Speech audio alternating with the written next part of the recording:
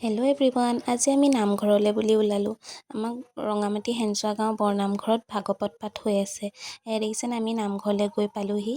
তাৰপৰা আমি ধুনীয়াকৈ ধূপ ধূনা জ্বলালোঁ। আমাৰ পোৱালিটো দেখিছেনে, ইমান মৰম লগাকৈ চাই আছে মোক। তাৰপৰা আকৌ আমাক মাতি নিলে চাহ খাবলৈ দিলে আমাক মিঠৈ আৰু চাহ। ধুনীয়াকৈ চাহকাপ খাই ল'লোঁ। আমি চাহ তাহ খাই নামঘৰৰ ভিতৰলৈ বুলি গ'লোঁ। দেখিছেনে, ইমান ধুনীয়াকৈ তাত বহি আছে। তাতে আমি অলপ দেৰি বহিলোঁ।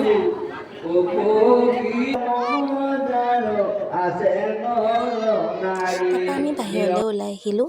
বাহিৰলৈ ওলাই আহি আমাৰ দুগু আকৌ ফটো মাৰিবলৈ তাক ফটো তুলি দিলোঁ। দেখিছেনে, ইমান ধুনীয়াকৈ সজাই তুলিছে।